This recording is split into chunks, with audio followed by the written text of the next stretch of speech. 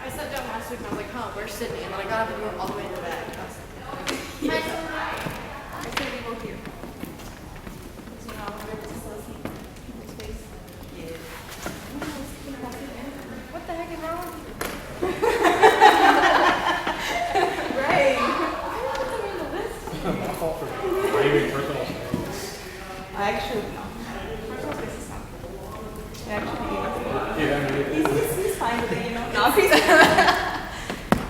to feel you. no, stop. What if it, like, Pennywise said that?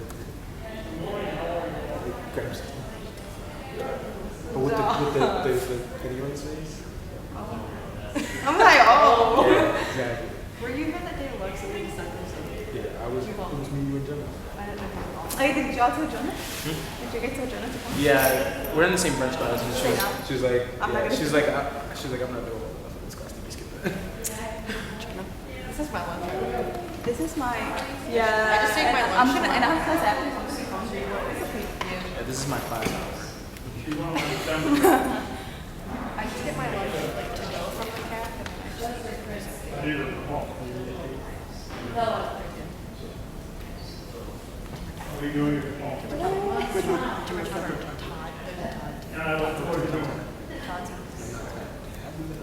no one. Tim Tom. No, Tim Tom Top. Or Tom Tim Top.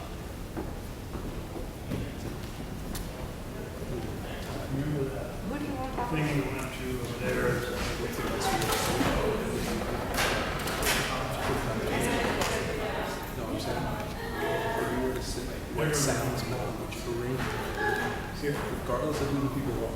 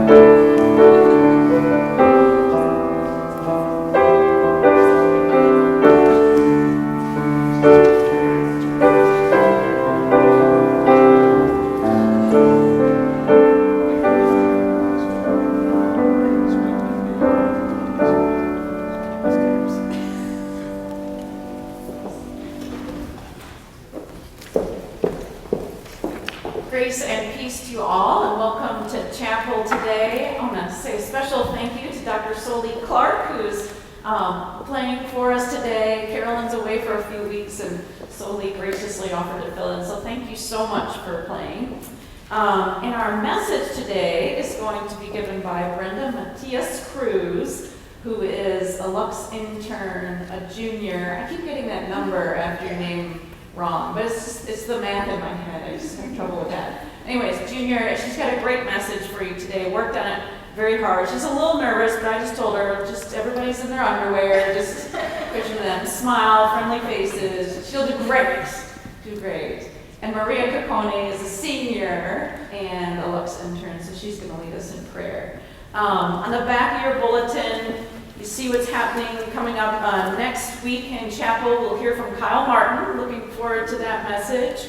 Dinner and devotion as usual. And I want to start advertising the Sam Thompson lecture that's hosted by our Department of Philosophy and Religious Studies. I know they're excited to be bringing in Gary Dorian this year. Dan has told me what a wonderful speaker he is and a great scholar, so they're lucky to get him, and make sure you all put that on your calendars. But now I invite you to open your minds and your hearts to the presence of God in this place.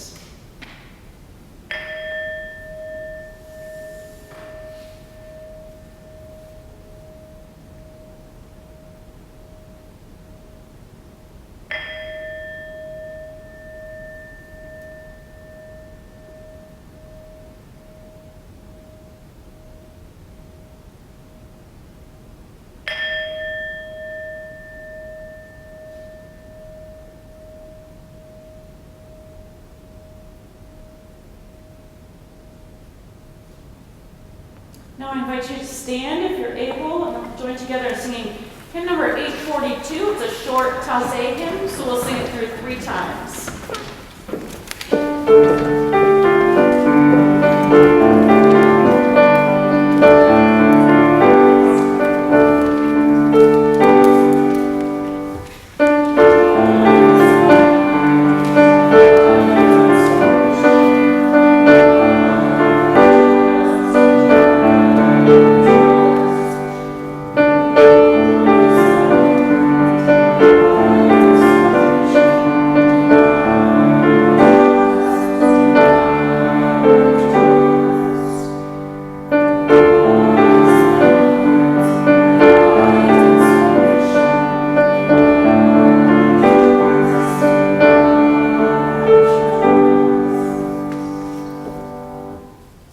You may be seated.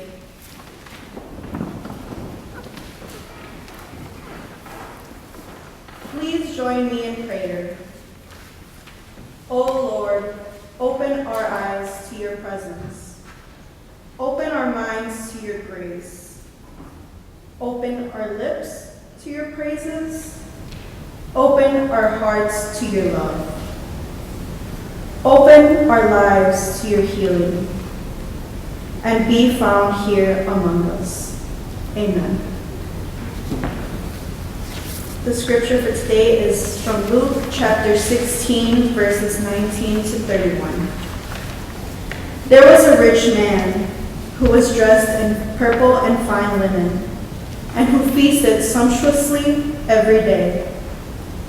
And at his gate lay a poor man named Lazarus, covered with sores, who longed to satisfy his hunger with what fell from the rich man's table.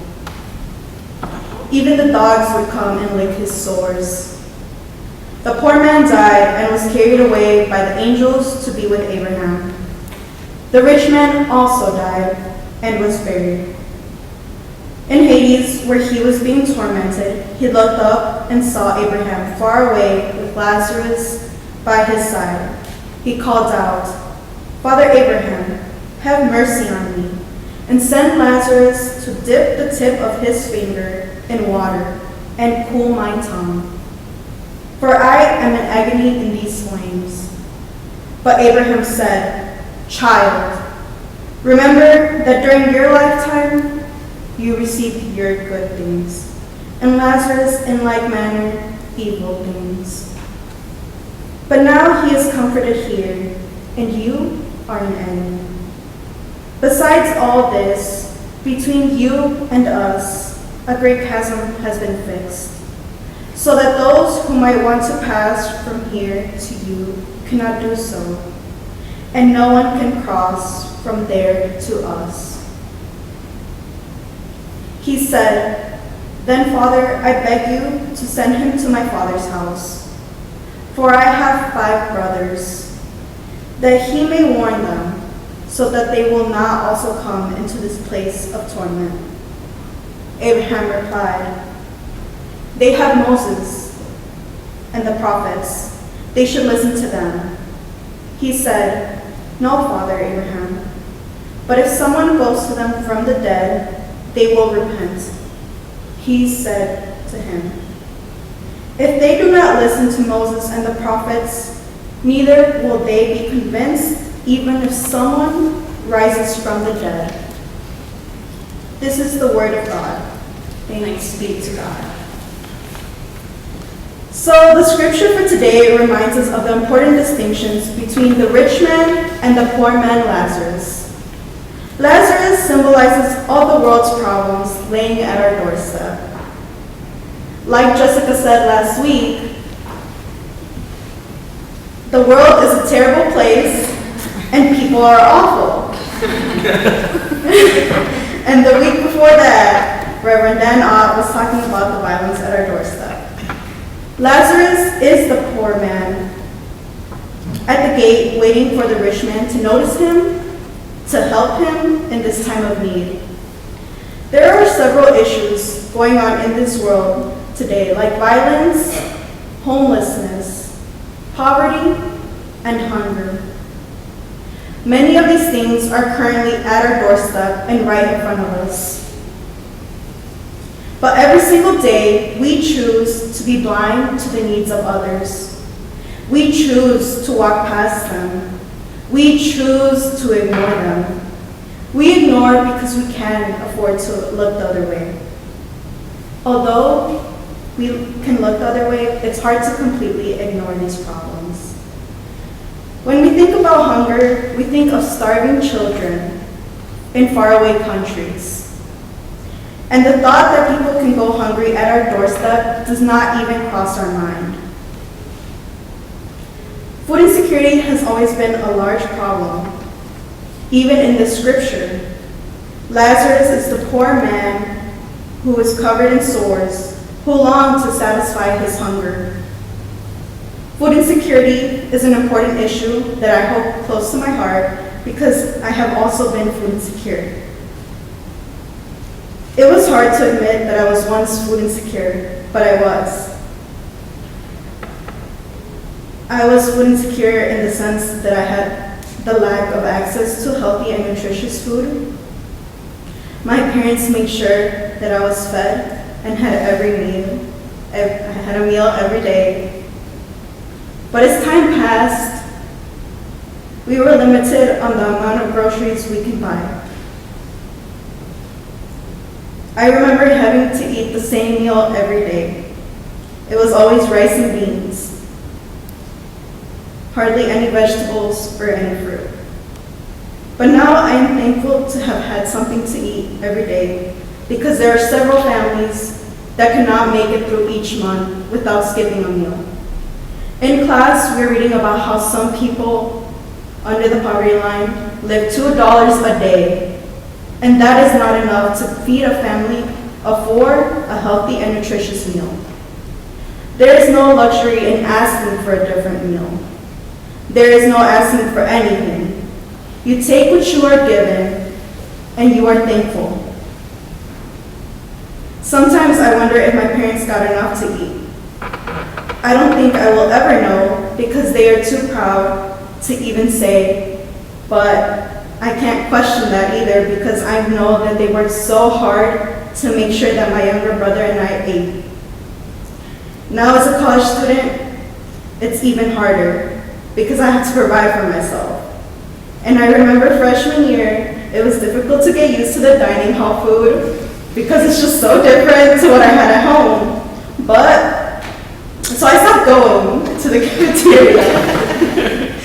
And I didn't have enough money to buy groceries or time to prepare a meal.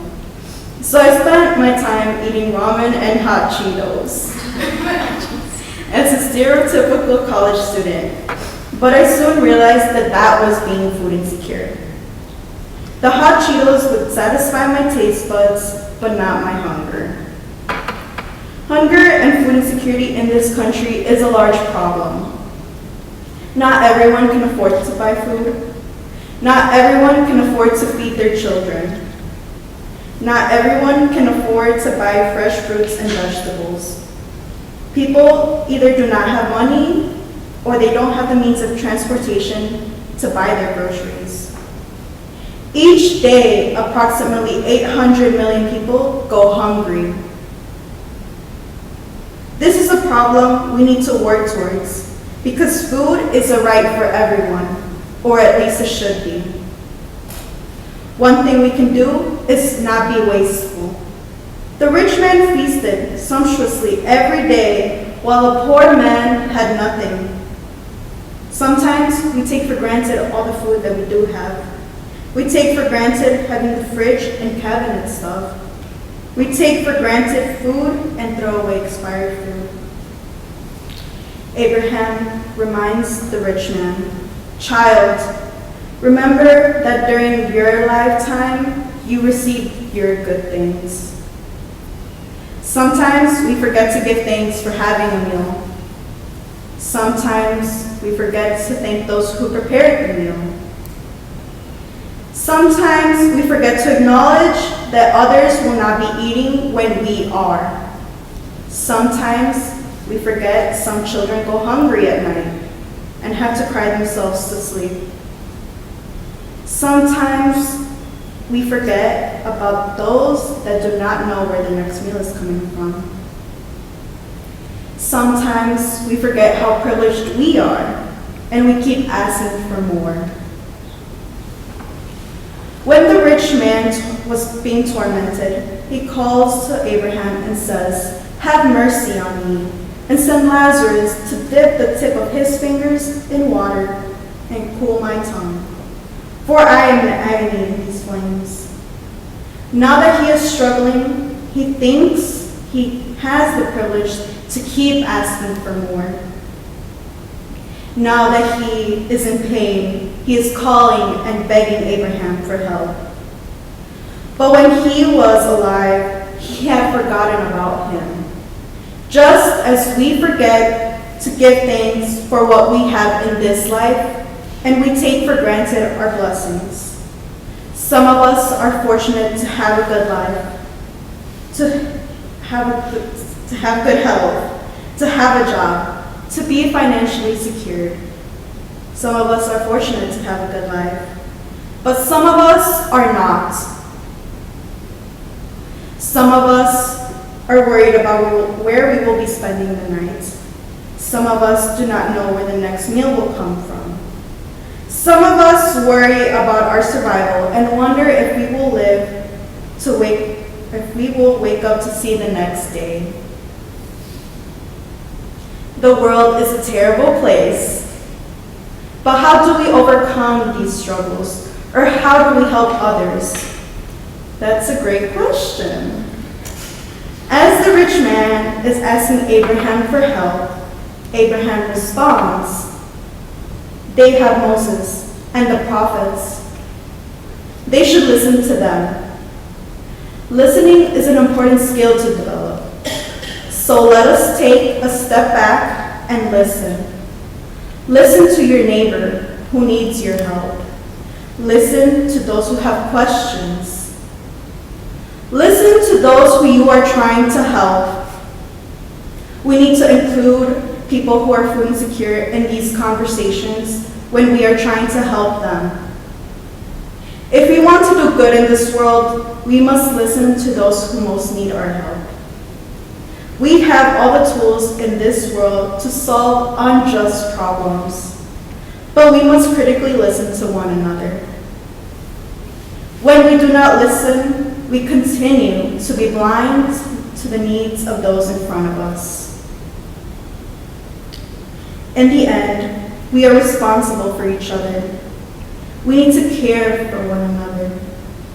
We need to listen to one another. We need to do the best we can in this life. We need to work together towards a just world for all.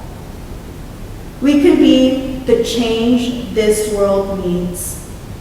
We can be the answers to the prayers we make. Now, will you please stand with me and sing hymn number 753, Make Me a Channel of Your Peace.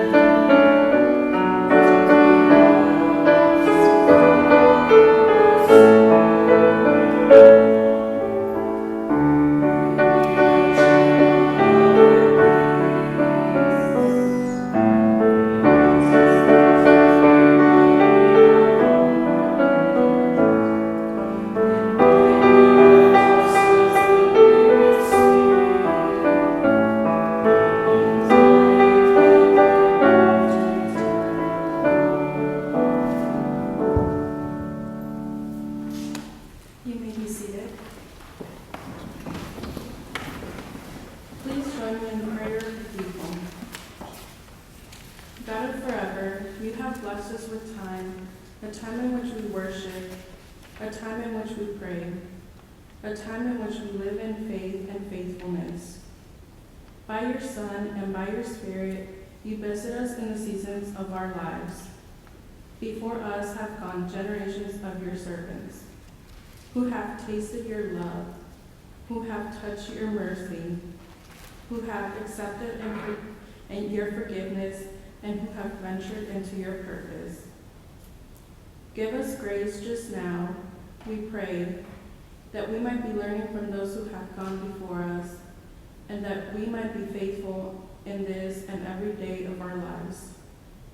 In this time that passes so quickly, we pray that wars shall soon end, that fear shall soon be calm, that broken hearts shall soon be mended, that diseases shall soon be healed, that the hungry should soon be fed, that the homeless shall soon find a place, that the restless shall soon find peace, that the addicted shall soon find their freedom, that grief should soon pass away, and that joy and laughter shall have their day.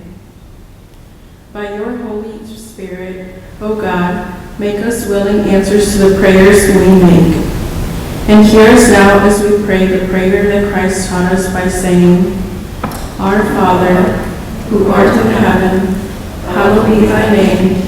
Thy kingdom come, thy will be done, on earth as it is in heaven. Give us this day our daily bread, and forgive us our debts, as we forgive our debtors. And lead us not into temptation, but deliver us from evil.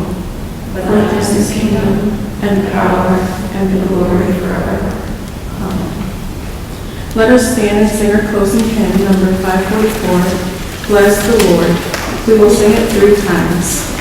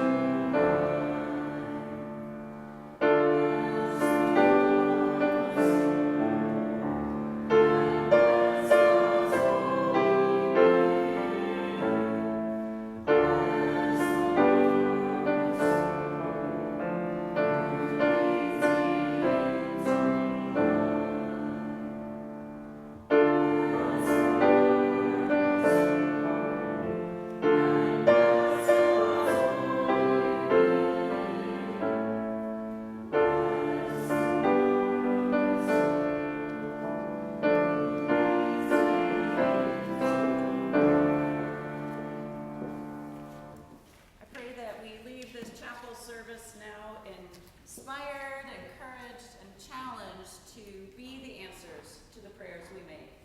And now may the grace, hope, peace, and love, God the Creator, God the Redeemer, and God the Sustainer, be with us all, now and forevermore. Amen. Go in peace, everyone.